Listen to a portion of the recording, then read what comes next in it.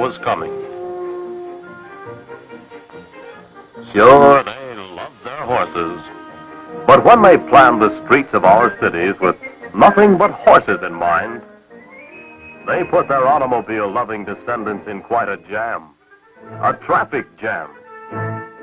Narrow downtown streets, originally designed for horses and buggies, cannot handle today's volume of vehicles. This is Boston.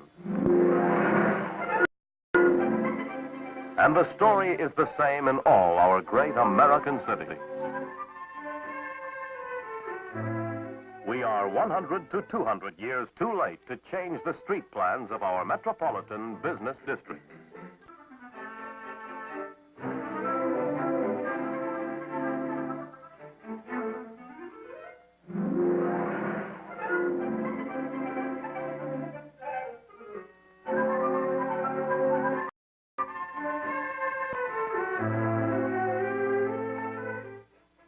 The right to drive is one of our cherished freedoms, but it doesn't mean much in a jam like this.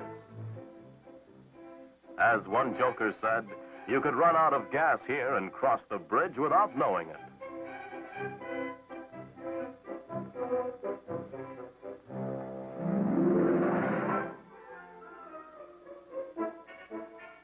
So, what are we going to do about the situation? We can't do without our downtown business districts because we need centralized areas for the municipal, financial, and mercantile affairs of our cities.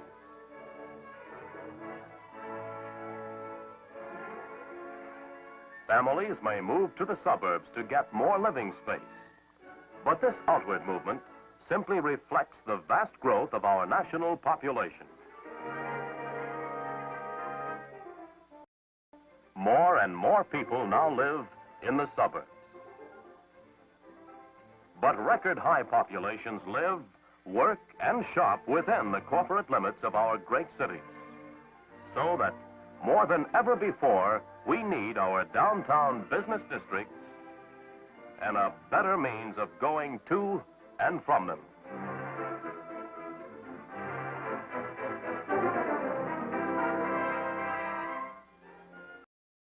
Brother, what a problem. The population keeps growing. 10,000 new cars keep being born every day, and the streets remain the same size.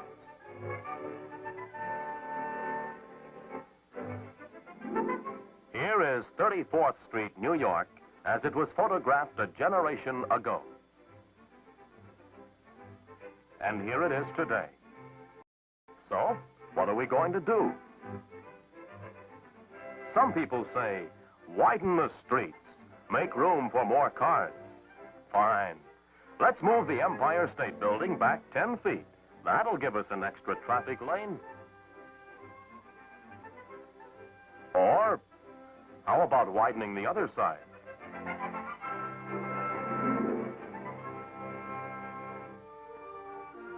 Street widening is a good idea when it can be done. They widened and reconstructed Michigan Avenue, Detroit in 1942, adding 2 lanes to relieve the jam. It cost $3,865,000. Here it is after the widening. Widening does help. It is worthwhile. Streets should be widened wherever possible in congested districts. But street widening is no answer in itself. The same thing is true of expressways. We need these big multiple-lane arteries to handle the enormous flow of traffic. Yet wonderful as they are, they alone cannot solve traffic congestion.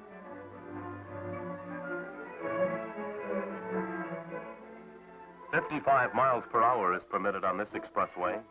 But what good does 55 miles per hour do these stalled and fuming motorists as they creep bumper to bumper as they leave the expressway?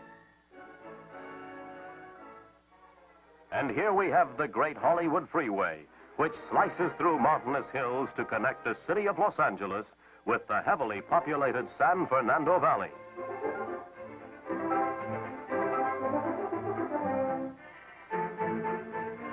But how free are these Californians on the freeway as they crawl foot by foot through the canyon because the heart of America's fourth largest city still has most of its downtown streets in the narrow historic pattern of the past, entirely inadequate for the traffic of today. The original common law of England decreed that the King's Highway is not to be used as a stable yard. That's right, no parking on the road. News of this principle, however, does not seem to have crossed the ocean. Many of America's busiest streets are being used as stable yards. The flow of traffic on this street would be almost doubled by the elimination of street stabling and would be the equivalent of a street widening job costing millions of dollars. But every motorist who fights his way into the heart of the city feels entitled to a hero's reward, a parking place. Parking places can be privately or publicly built at a cost of about $4,000 per car space. This new public lot in Detroit, for instance, will have a capacity of 1,025 cars, a tiny fraction of all the vehicles that flow through the heart of the city.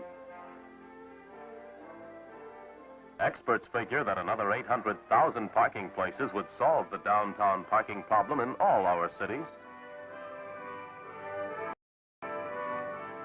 Yet if all 800,000 could be provided overnight, the terrible problem of traffic congestion in these business districts would be made worse, not better. More people than ever would drive downtown, choking the streets with still more traffic because the streets must remain the same size.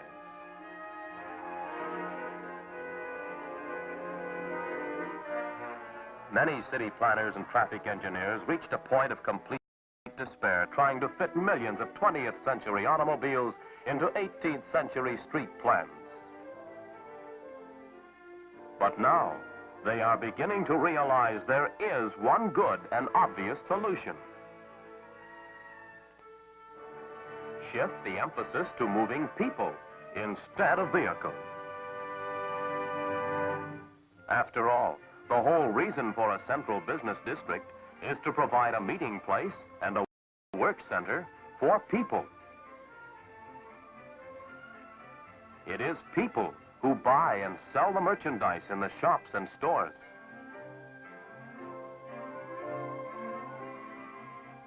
People who are moving on their feet, not on wheels. It is people who do the work and manage the city. People who eat the meals, patronize the hotels, and attend the theaters. What's more, there's plenty of room for people downtown, even at the peaks of the major shopping seasons. And it's people in the heart of the city, not vehicles, that buy the goods and services. And here's a significant thing. A person only occupies a space of about 4 square feet. An automobile needs close to 96. The automobile takes up 24 times as much space as the person. The drivers and all of the passengers in this so-called rush hour scene can be comfortably seated in just one modern motor coach. When the passengers alight, they present no parking problem. Neither does the motor coach. It moves on to serve other people.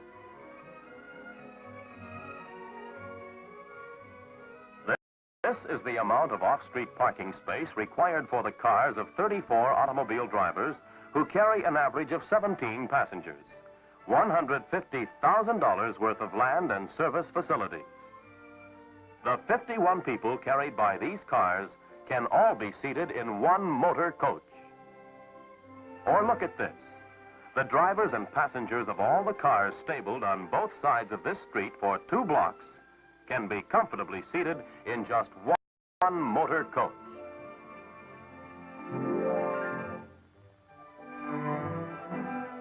City planners have invested billions of public funds to build traffic arteries that lead into the heart of the city. Yet everything they've done has hardly kept them abreast of the problem because they've been unable to use traffic arteries for the mass movement of people.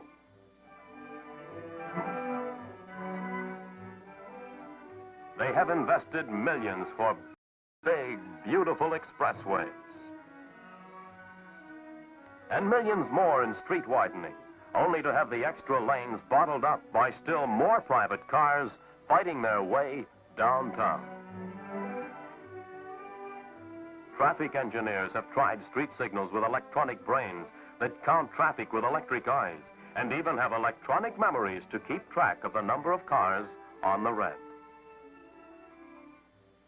They have spent millions of dollars for downtown parking lots, and the more they build, the more we need. It's like emptying the ocean with a teaspoon. Every one of these steps has encouraged more and more private car operators to drive downtown, making things worse than ever before. So now, our city centers have reached the saturation point. City area dwellers suddenly have to face the fact that it is no longer practical for everyone to drive his own car everywhere he wants to go. The right to drive bumps into the hard facts of geography when it comes to driving downtown. What's the answer then? Prohibit private cars?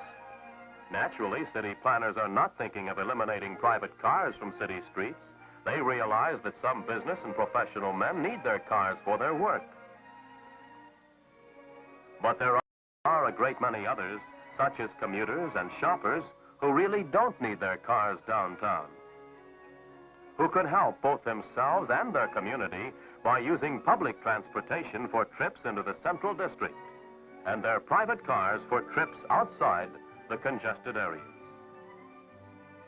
By combining private car use with public transportation, they will enjoy maximum freedom of movement. As more motorists make use of bus transportation, they'll also realize that the precious right-of-way on our public streets should be divided among people, not vehicles. Even today, most of the people who come downtown to work or shop in our largest cities travel by public transportation. Because the streets are choked with private cars, those who make the trip daily by means of street transportation lose an entire hour out of their lives, 250 hours a year. The traffic congestion adds greatly to the cost of their transportation. And it's important to remember that bus riders are taxpayers too. Through ownership of property and the payment of multiple taxes, they contribute their full share to the public treasury. Yes, they pay for the streets too. But they are penalized in both time and money because public streets are used as stable yards for private automobiles. And when the stable yard overflows, bus riders are asked to help pay for public garages at $4,000 a stall. This 250-car public parking lot, for instance, represents a $1 million investment for the taxpayers. Its ability to earn a satisfactory return is questionable. Yet the people who drive these cars, plus the passenger that rides in every fourth car, could easily be seated in 7 modern motor coaches with 44 seats to spare. Bus riders should not be penalized at all. By using buses, they are helping to relieve traffic congestion. The bus rider is not nearly such a financial burden on the city as the motorist.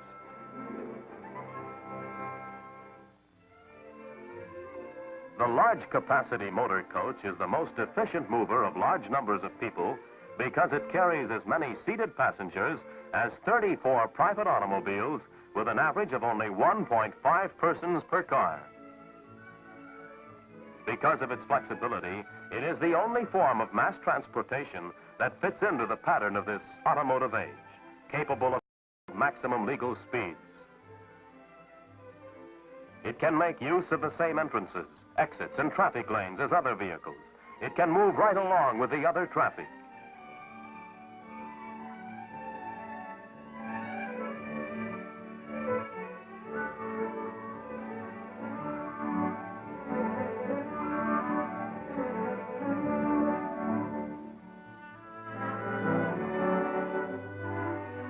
use of convenient low-cost turnouts, local buses can get safely out of the way while loading and unloading on high-speed expressways.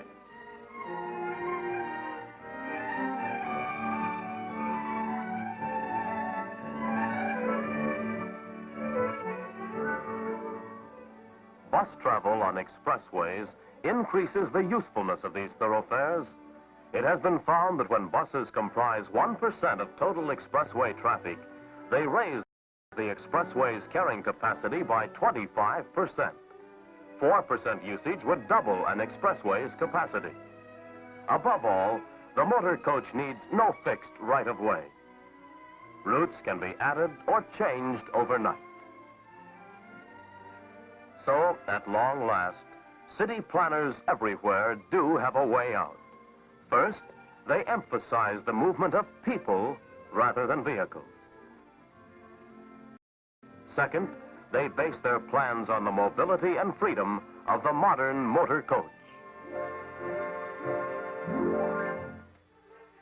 Under this new concept, street parking should be prohibited anywhere in the heart of the city. Every inch of street space should be reserved for the movement of people and goods. Here we see this system already in effect in Philadelphia. And here it is in Toledo, where the elimination of street parking has speeded up all traffic. Under this traffic planning, private cars should be permitted to pause only at designated loading zones, and then only long enough to pick up or discharge passengers. Public transportation should have top priority on downtown curb lanes for maximum speed and convenience in moving people.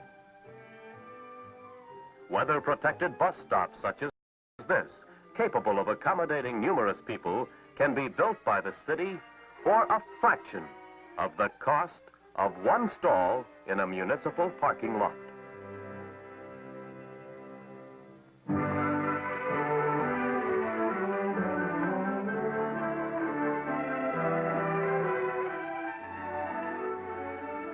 It is practical to set aside certain traffic lanes exclusively for buses.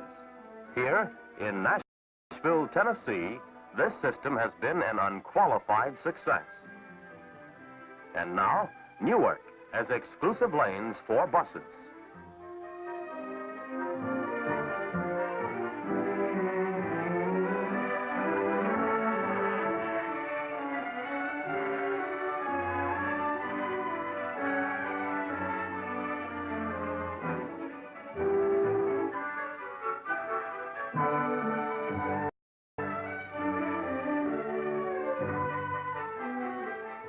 It may even be possible to set aside whole streets for the exclusive use of the bus riders.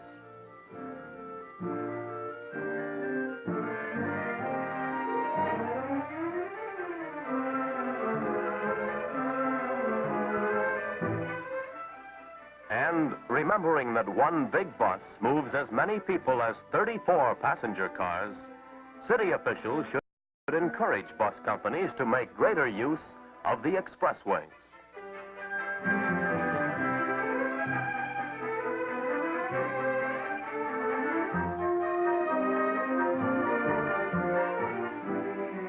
In fact, bus turnout should be incorporated into the design of expressways at transfer points and heavy loading stations.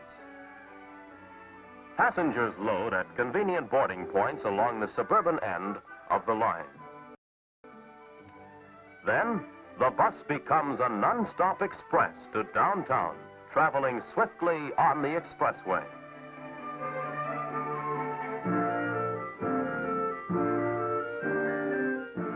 A typical express run goes like this.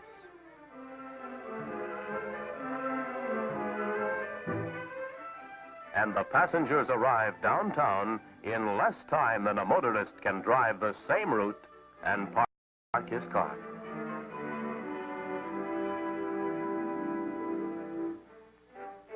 There are also other attractive alternatives in the future for the car owner who lives away from the heart of the city. This is perimeter parking, already in effect in St. Louis, Cleveland, and other cities. Here's how it's working in St. Louis. Dad drives off to work 15 to 30 minutes later than he used to leave.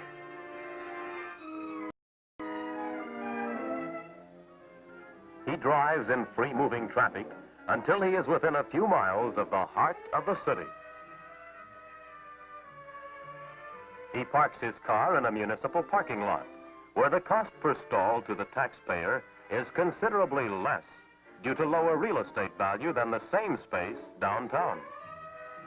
On the bus, he will buy a park ride ticket for 35 cents. This is less than the cost of parking just 2 hours downtown. 35 cents covers parking and the round-trip express ride. He gets on the express bus.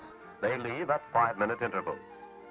The driver gives him a ticket and a token. The token operates a meter which opens the automatic gate when he leaves the lot at night. He has time to scan the headlines, and within 8 or 10 minutes, instead of 15 or 20 in the midst of nerve-wracking traffic,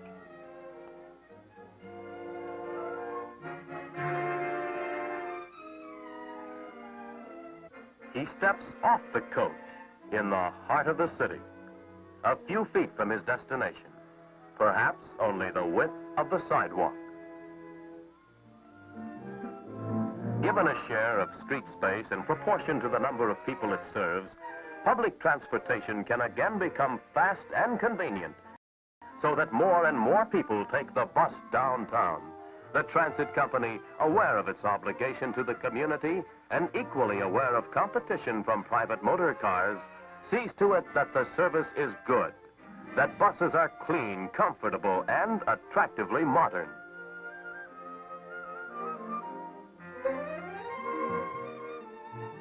Having more street space in which to operate, bus riding becomes more attractive. Now a good chain reaction is underway. As a result of increased patronage, service is increased.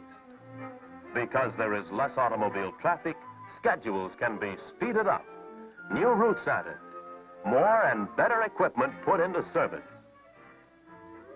With such features as the ultra-smart new interiors,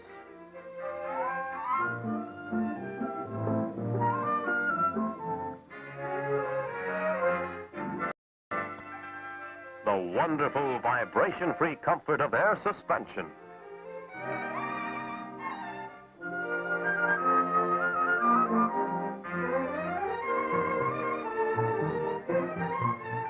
and one of these days, the cool refreshment of hot weather air conditioning.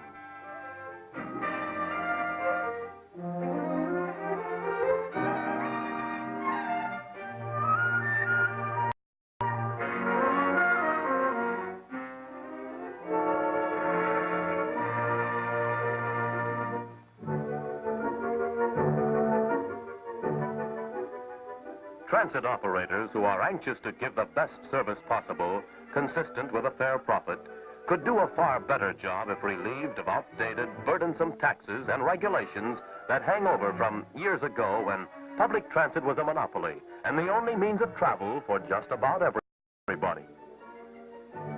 Today, revenues which might be used for improvements must often be paid out for taxes that should, in the interests of the bus-riding public, be reduced or eliminated entirely. State after state today is reducing the various taxes and license fees imposed on bus companies in an effort to keep them in business. All the blue states on this map have given badly needed tax relief of one sort or another to operators of city motor coach systems. Still others, shown in red, are now considering relief. Many cities also are reducing or eliminating local taxes on their transit companies. An efficient bus system is vital to the welfare of any community. Merchants especially have a big stake in public transportation. It was discovered at Columbus that each transit vehicle brings $500,000 worth of retail business downtown annually, and without the merchant having to provide parking.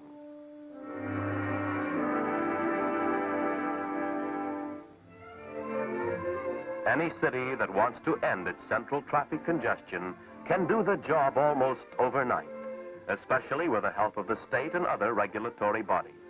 What's more, it can be done almost for free. Stop letting our downtown streets be used as stable yards. Overnight, you have the equivalent of a multi-million-dollar street widening. Let the cities reinvigorate their transit systems by giving them street space in which to operate efficiently. Let them recognize that half of the people rely on public transportation and are entitled to a proportionate share of the street space, including exclusive streets and exclusive curb lanes for buses. Let bus companies be taxed no more than other companies doing the same dollar volume of business. By all rights, they should be taxed less because they reduce the need for more and more costly street projects.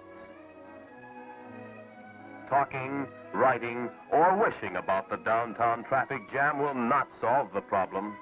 Bad as it is today, it will be worse tomorrow if more and more cars are encouraged to jam their way into the heart of the city. Our best hope for solving the problem is getting shoppers and commuters back into buses. Then, instead of merely moving vehicles, we'll be moving people.